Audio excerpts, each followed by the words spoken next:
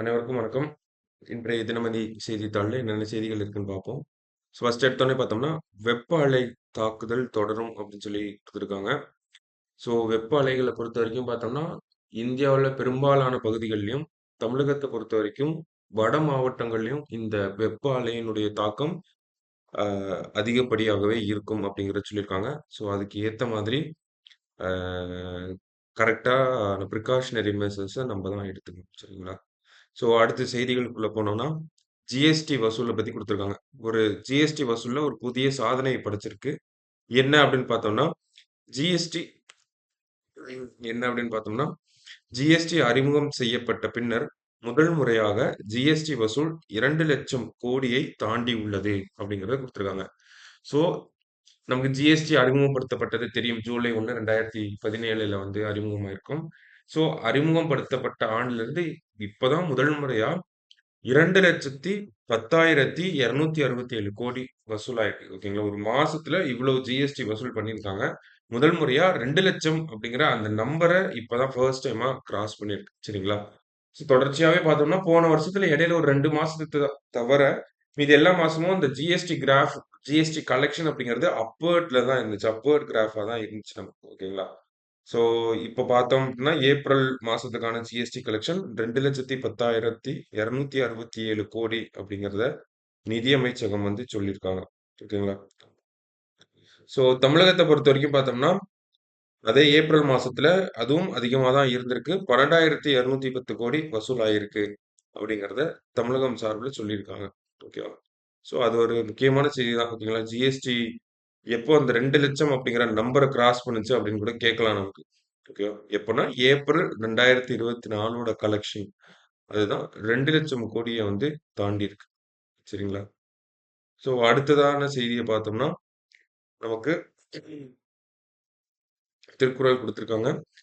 "கடிந்த கடிந்தோரார் செய்தார்க்கு அவைதாம் முடிந்தாலும் பீழை தரும்" அப்படின்னு சொல்றாங்க. ஆகாதவை என விலக்கப்பட்ட செயல்களை விலக்கி விடாமல் மேற்கொண்டு செய்வதற்கும், அச்செயல்கள் நிறைவேறினாலும் துன்பமே கொடுக்கும். இப்ப நம்ப என்ன பண்ணுவோம்னா, சில நேரங்கள்ல ஒரு சில விஷயங்கள் நமக்கு செட் ஆகாது, நமக்கு வேண்டாம் அப்படின்னு சொல்லி அதெல்லாம் ஒதுக்கிருவோம். இருந்தாலும் நம்மனால அத கரெக்ட்டா ஃபாலோ பண்ண முடியாது. அந்த செயல்கள தொடர்ந்து செஞ்சுட்டே தான் இருப்போம். ஓகேங்களா? அப்படி செய்யக்கூடிய அந்த செயல்கள் வந்து நிறைவேறினாலுமே ஓகேங்களா? நிறைவேறினாலுமே அது நமக்கு துன்பத்த மட்டும் தான் குடுக்கும் அப்படிங்கிறத சொல்றாங்க. அப்ப நம்ம என்ன மாதிரியான செயல்கள செய்ய வேண்டும்? என்ன மாதிரியான செயல்கள செஞ்சு முடிக்க வேண்டும்? அப்படிங்கிறதுல ஒரு தெளிவு இருக்கணும் அப்படிங்கிறத இதிலிருந்து நம்ம புரிஞ்சுக்கலாம். இல்லைங்களா?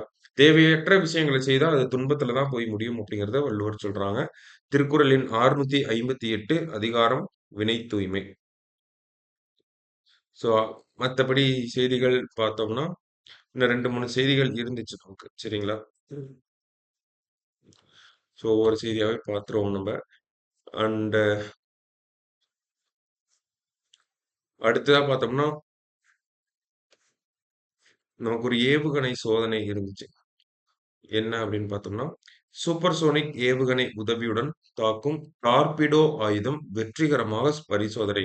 இந்த டார்பிடோ ரக ஆயுதங்கள்லாம் எங்க பயன்படுத்தப்படும் அப்படின்னா, கடல்ல தான் பயன்படுத்தப்படும். எப்படின்னா, இந்தியாவோட கடற்படை தான் இந்த டார்பிடோ வகையான ஆயுதங்கள். ஓகேங்களா. டார்பிடோஸ் அப்படின்னாலே ஜெனரலி நம்ப ஷிப்ல இருக்கக்கூடிய மிசைல்ன்னு எடுத்துக்கலாமே. ஓகேங்களா.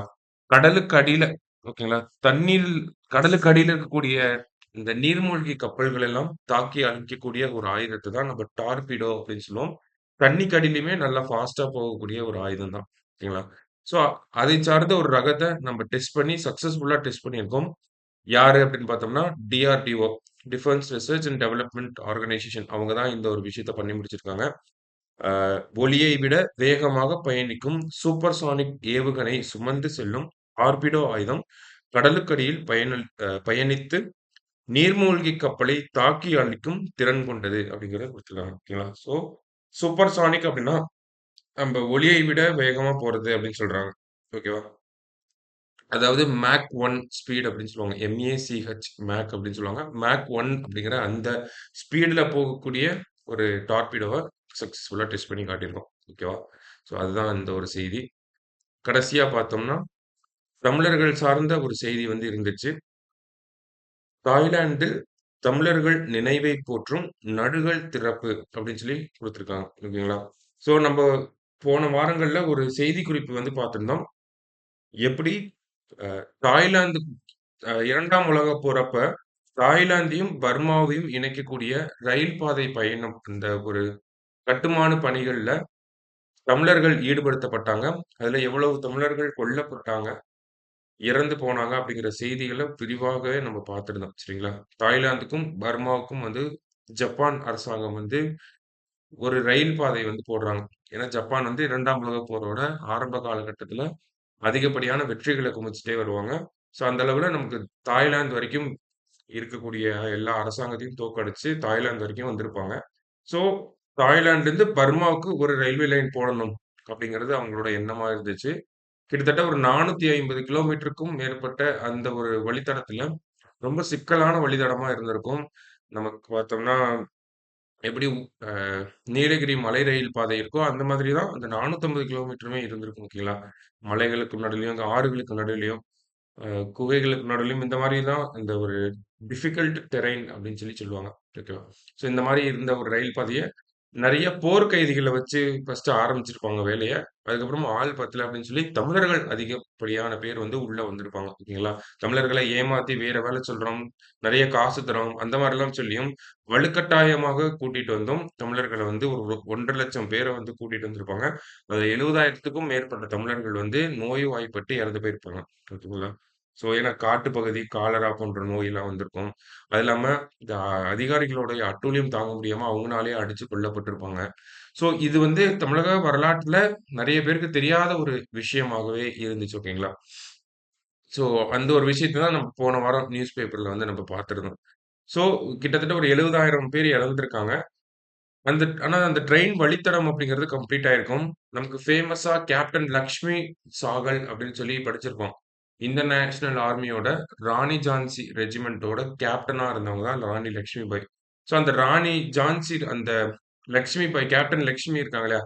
அவங்களோட அந்த ரெஜிமென்ட் வந்து இவங்க போட்ட இந்த தமிழர்கள் இறந்து போனாங்க இல்லையா? இவங்க போட்ட அந்த ரயில் வழித்தடத்தின் வழியா தான் பர்மாவுக்கு வந்திருப்பாங்க. சரிங்களா? ஸோ அந்த மாதிரி சிறப்புமிக்க ஒரு விஷயம் தான். பட் ஸ்டில் அதிகப்படியான தமிழர்கள் வந்து இறந்திருப்பாங்க.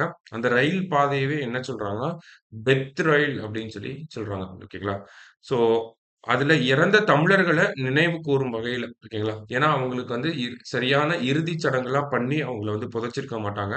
ஸோ அப்படி அப்படியே போட்டு எரிச்சிருப்பாங்க. ஓகேங்களா? ஸோ அவங்களுக்கு ஒரு சரியான மரியாதை குடுக்கும் வகையில தாய்லாந்துல இருக்கக்கூடிய தமிழ் சங்கம் ஒரு விஷயம் பண்ணியிருக்காங்க. என்ன அப்படின்னு பார்த்தோம்னா, அந்த உயிரிழந்த தமிழர்களுடைய உடல் வந்து காஞ்சனபுரி அப்படிங்கிற ஒரு பகுதியில இருக்கக்கூடிய ராவாவோன் என்ற புத்தர் கோயில் வளாகத்துல மொத்தமாக புதைக்கப்பட்டிருக்கு அப்படிங்கிறத கண்டுபிடிச்சிருக்காங்க. ஓகேங்களா. காஞ்சனபுரி அப்படிங்கிற பகுதியில. ஸோ அந்த காஞ்சனபுரி அப்படிங்கிற பகுதியில ஒரு நடுகள் அ செஞ்சு நடுகள வந்து திறக்கப்பட்டிருக்கு. சரிங்களா. ஸோ எந்தவித அங்கீகாரமும் இல்லாமல் புதைக்கப்பட்ட தமிழர்களுக்கு மரியாதை செய்யும் வகையில் தமிழ் சமுதாய மரபுப்படி நடுகள் அமைக்க தாய்லாந்து நாட்டு தமிழ்ச் சங்கம் முடிவெடுத்தது அப்படிங்கிறத குடுத்துருக்காங்க. ஸோ அது நடுகள் அமைக்கப்பட்டிருக்கு. அது திறக்கவும் பட்டுருச்சு. ஓகேங்களா. அதுதான் கடைசியா இந்த செய்தியில நம்ம பார்க்குறோம். ஸோ இன்னைக்கு செய்தித்தாள பொறுத்தவரைக்கும் இதெல்லாம் தான் நமக்கு முக்கியமான செய்திகளா இருந்துச்சு. ஓகேவா. ஸோ மீண்டும் நாளை செய்தித்தாள் வாசிப்புல சந்திக்கலாம். நன்றி.